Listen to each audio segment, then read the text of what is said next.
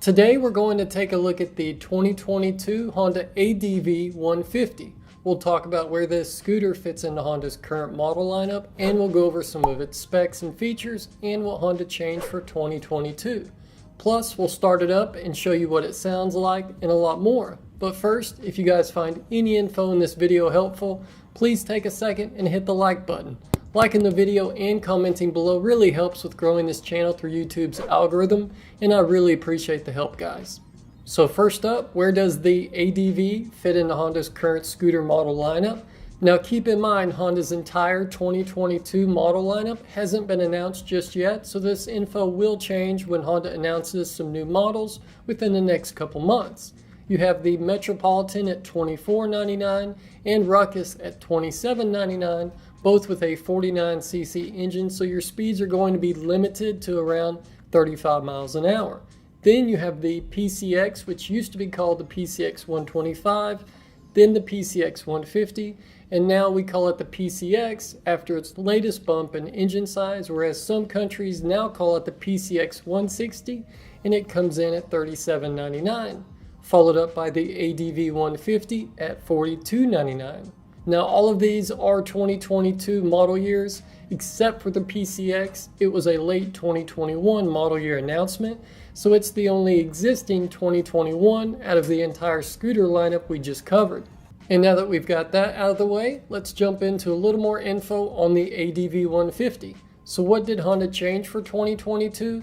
Not a lot, as this was a new model introduced in 2021, and they rarely jump right into big updates the following year. The only change comes in the way of colors. Last year you had only one color to choose from, matte black metallic, and that color option for this year has been replaced with a beautiful candy rose red that you see here.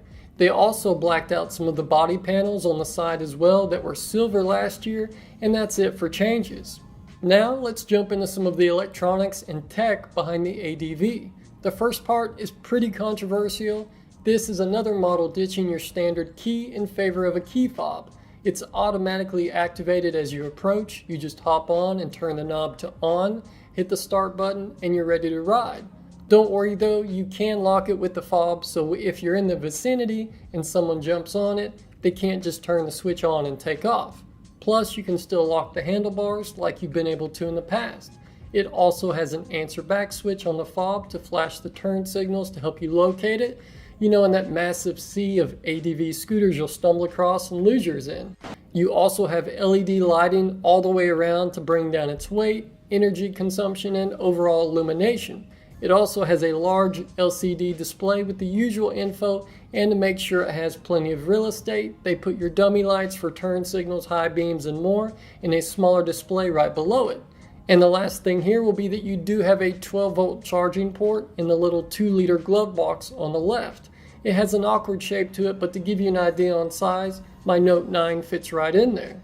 And now we'll jump into the engine and drivetrain. It has a 149.3cc water-cooled and fuel-injected 80-degree single-cylinder 4-stroke engine. It makes right at 14.5 horsepower, and that can propel you to around 70 miles an hour, depending on your weight, elevation changes, blood type, and all that good stuff. When comparing against the PCX 150, the ADV's intake system has a 21mm longer air cleaner duct and a 2mm longer connecting tube for better low and mid-range torque, since Honda wanted this to be more adventure-y, if that's a word, than the PCX. And it has Honda's continuously variable V-matic automatic transmission, in short, a CVT, which helps provide a smooth power delivery and of course requires no shifting, just start it up and twist the throttle. And then to stop it, you have your front brake lever on the right, and rear brake is operated by the left lever where a clutch would normally be. Thankfully, as is the case with most Hondas, it won't break the bank to maintain this engine either, as you can see here from the maintenance schedule. Now let's get into the chassis and suspension. You have a lightweight and compact frame that Honda mounted the engine and fuel tank as low as possible in to help keep the overall center of gravity down and to give you more confidence when throwing it around. Up front for suspension, you have a class-leading 31mm Showa fork with 5.12 inches of travel. While out back, you have twin piggyback Showa shocks offering up 4.72 inches of travel. For braking, this model comes standard with ABS up front, and you have a 240mm brake rotor up there with a single caliper, and in the rear you have a single mechanical 130mm drum brake. Those brakes are stopping a set of wide, tubeless tires that are wrapped around a 13-inch wheel in the back and a 14-inch up front. Now let's bounce around the bike and hit on a few different things. How about storage? Aside from the 2-liter spot up front we mentioned earlier, you also have a 27-liter storage area under the seat.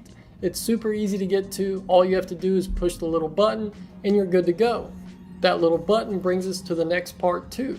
How do you put fuel in its 2.1 gallon tank? Hit the opposite side of that button and your fuel lid will rise.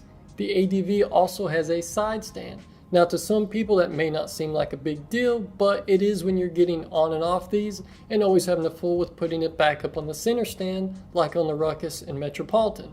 Now once you get center stands down, they're super easy, but still, nowhere near as easy as flipping your kickstand out and hopping off. Speaking of hopping off, it'll be a little more difficult on this ADV over the PCX, as it has a taller seat height at 31.3 inches compared to 30.1, and since we're getting into numbers, let's go over a few more.